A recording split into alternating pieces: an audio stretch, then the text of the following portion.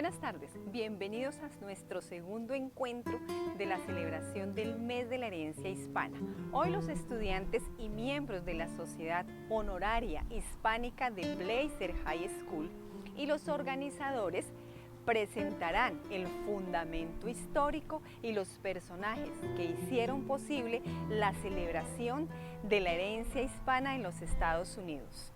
Los invitamos a formar parte de esta sesión, en la cual tendremos actividades interactivas que pondrán a los participantes a competir en trivias de conocimiento. Bienvenidos. Hi everyone, my name is Abby Leeper and I'm here with you from Paul G. Blazer High School. And this week we have learned so much about Hispanic Heritage Month, and me and my fellow Spanish classmates are here to share what we have learned. We're going to be discussing topics such as background history, who it originated from, where it originated from, and kind of the background history of it. We are going to be discussing the narratives, and there's going to be 6 different narratives about how people rated and kind of thought about Hispanic Heritage Month. We're also going to be discussing influential people, celebrations, dances, and we hope that you end up enjoying the presentation as much as we did, along with learning a lot of new facts that hopefully, you got to learn as well.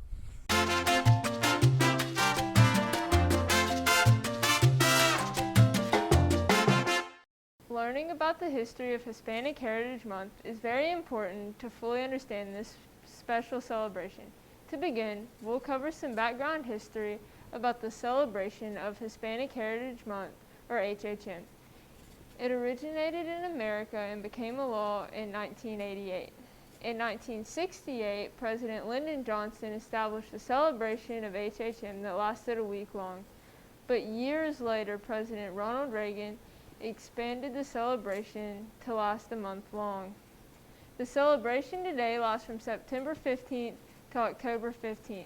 Hispanic Heritage Month was established to celebrate the independence of Latin American countries, including Costa Rica, El Salvador, Guatemala, Honduras, and Nicaragua. Hispanic Heritage Month has made history so far, and it will continue to make history for the Hispanic community.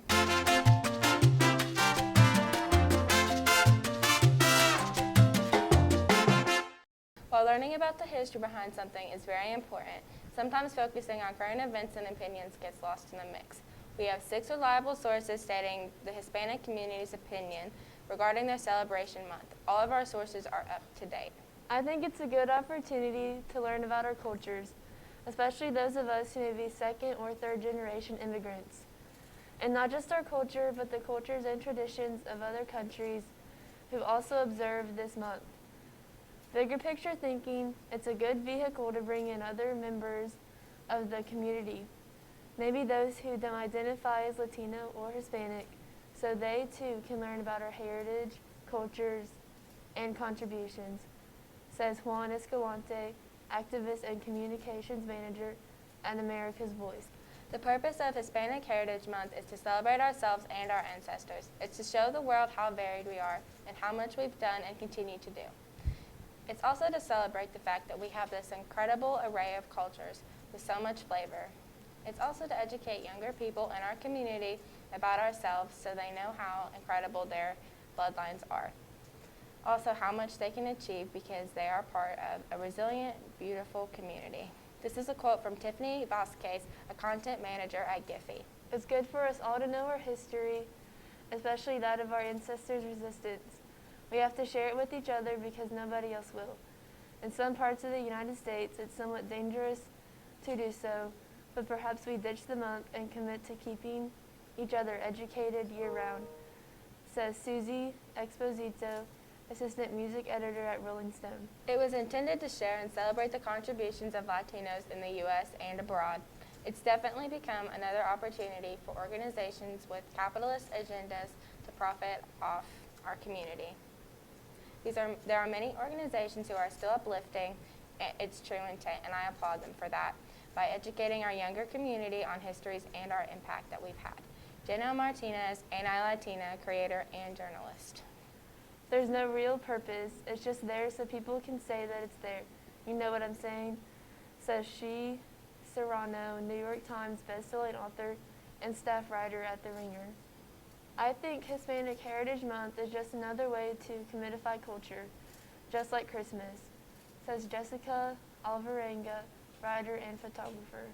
We are all biased in some way or another, so I'd like to state that our sources are biased in some way. Unfortunately, it's near impossible to find a completely unbiased source, but we did our very best. And the information we found pertains to different opinions regarding Hispanic Heritage Month.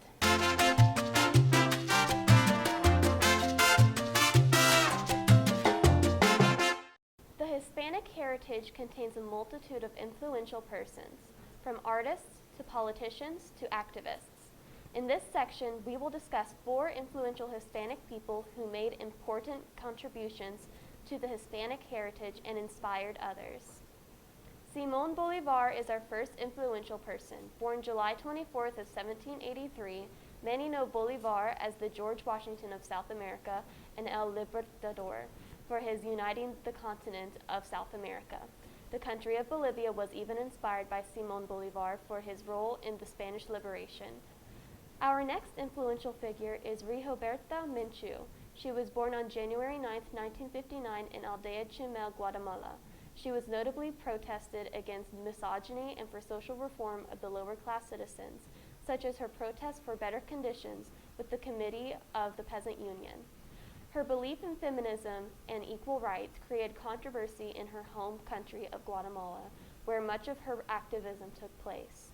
She is the leading advocate for indigenous rights and ethnic/cultural reconciliation. Diego Rivera is our third influential person. He was born on December 8, 1886 in Guanajuato City, Mexico. He inspired many people with his famous artworks such as frescoes and murals. However, he creates paintings as well. Notable works: Detroit Industry Murals, The History of Mexico, and The Flower Carrier. The Mexican government gave his works the title of Monumentos Históricos. He married multiple times, the third time to fellow artist Frida Kahlo. He passed away on November 24, 1957 in Mexico City, Mexico. The final influential person is Cesar Chavez, born on March 31, 1927, near Yuma, Arizona. Chavez is notable for his work in civil rights activism. He combined his Roman Catholic faith with his left-sided views in his activism, protesting the conditions and the struggle many American farmers faced during his time. He co-founded what later became the United Farm Workers, or UFW, labor union. He died peacefully in his sleep on April 23, 1993, at his home near Yuma, Arizona. During this year's Hispanic Heritage Month, the Hispanic Honor Society at Blazer High School is still to highlight these Latin trailblazers for their groundbreaking contributions in the fields of advocacy, civil rights, legal, media, science, and sports. After learning more about them, make sure to follow them to stay up to date on how they continue to pave the way for all Latinos' achievements and legacies. Lin Manuel Miranda, an American actor, composer, lyricist, and writer of Puerto Rican descent, inspired by Alexander Hamilton's rise from immigrant beginnings to a founding father of the United States. Miranda is best known for creating the Tony Award-winning musical Hamilton. Rita Miranda, a Puerto Rican-born American actress, dancer, and singer. Miranda is one of only 15 and the first Hispanic who accomplished the rare feat of winning an EGOT, the 4 major North American Entertainment Awards, Emmy, Grammy, Oscar, and Tony. She is also the first Hispanic woman to receive an Oscar. Luis Walter Alvarez, an American professor and physicist of Spanish and Cuban descent who was the first Hispanic American awarded the Nobel Prize for Physics, 1968. Alvarez worked on microwave radar research and participated in the development of the atomic bomb. Dara Torres, born in Los Angeles to a Cuban-American family, Torres is a 12-time Olympic medalist, 4 gold, 4 silver, 4 bronze in women's swimming. Torres is the first swimmer to represent the United States in 5 Olympic Games, 1984, 1988, 1992, 2000, and all of 2008, medaling in all 5. Ellen Ochoa is the first Hispanic female astronaut. In 1993, Ochoa became the first Hispanic woman in the world to go to space when she served on the 9-day mission aboard the shuttle Discovery. She later served as the first Hispanic director of NASA in 2013 through 2018. Roberto Crispulo Goizueta, a Cuban-born American businessman who is the first Hispanic CEO of a Fortune 500 company.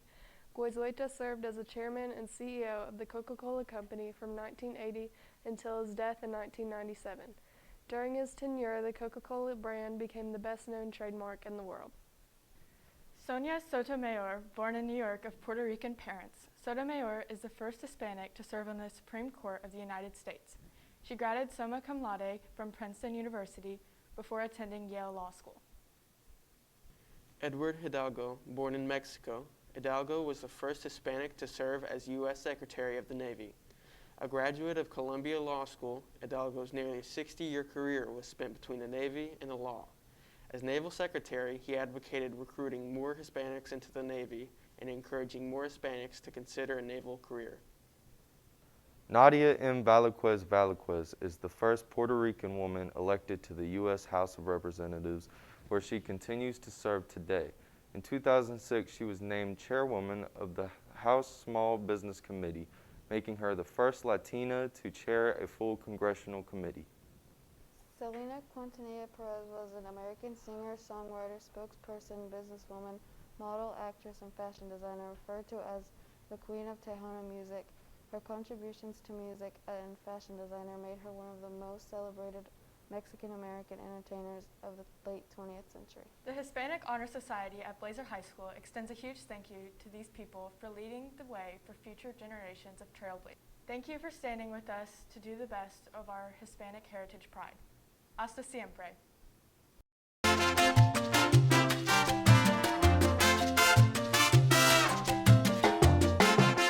Hispanic Heritage Month is celebrated through many ways and includes trying Hispanic dishes, taking a Hispanic dance class, or playing Hispanic music, sports, and podcasts. You can also celebrate by supporting Hispanic-owned businesses.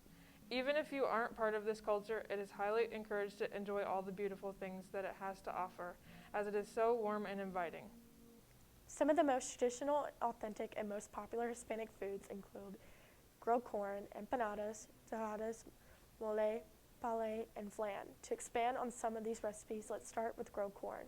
In Mexico, you can find this being sold by street vendors. Typically, it is topped with things like mayonnaise, chili powder, and various herbs. On another side of the Hispanic food spectrum, we have ceviche. This dish is popular in many Spanish-speaking countries and is made of raw fish, citrus juice, onions, salt, and cilantro. There are several variations of ceviche from country to country. To wrap it all up, let's talk about dessert. Flan is a widely known delicacy among Spanish-speaking countries. It is a custard made of eggs, sugar, sweetened condensed milk, evaporated milk, and a vanilla extract, and can be served with caramel or a crunchy, sugary crust.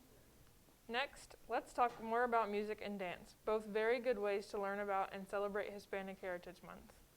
Recently, quite a few Hispanic artists have grown popular in music. Some of these artists include Rosalia, a Latin Grammy winner for Album of the Year, J Balvin, winner of 8 Latin Billboard Music Awards and 5 Latin Grammys, Camila Cabello, 2-time Latin Grammy winner, and Ozuna, winner of 5 Billboard Music Awards and 12 Latin Billboard Music Awards. In addition to these artists, there are many more timeless and classic singers that you've most likely heard of, such as Jennifer Lopez or Shakira, and that you can listen to in order to immerse yourself in Hispanic culture. To expand, I will talk about popular Hispanic artists you may have heard of. Juanes is a Colombian artist who won 3 Latin Grammys for his debut album, Fíjate Bien, in 2000. Alvaro Solaire is another Hispanic artist of hit songs such as El Mismo Sol and Sofia. He was born in Barcelona, Spain. One fun fact about Alvaro Solaire is that he is multilingual. He can speak Catalan, Spanish, German, Japanese, Italian, and English. Celia Cruz was one of the most popular Latin artists of the 1900s and was known for singing upbeat, authentic Cuban music known as guarachas. Sources say this earned Cruz the nickname La Garachera de Cuba. Unfortunately, Celia Cruz passed away on July 16, 2003 due to brain cancer. However, her legacy in Latin music will last forever. Dance is also a very prevalent factor in Hispanic culture. Some popular dances in Hispanic countries are the salsa, the tango, the merengue. To be more specific, let's take a look at a popular dance in Puerto Rico known as the Boma. The roots of this dance began a long time ago with the history of African slavery and is now a traditional style of music and dance in Puerto Rico. Because of Puerto Rico's close proximity, this style has spread into the U.S. Another style of dance popular in Hispanic culture is flamenco. Although some of the roots of this dance style begin in Hispanic country, Spain, some of the roots also originated in the Northwest India, a South Asian region. Finally, we have sports. Although many sports are enjoyed in Hispanic countries, the most famous one has got to be football, or soccer as we call it in America. Some of the most famous Hispanic football players are Lionel Messi, born in Rosario, Argentina, Diego Maradona, born in Lanús, Argentina, and Pep Guardiola, born in Sant Pedro, Spain. The first ever FIFA World Cup was won by a Hispanic country, Uruguay.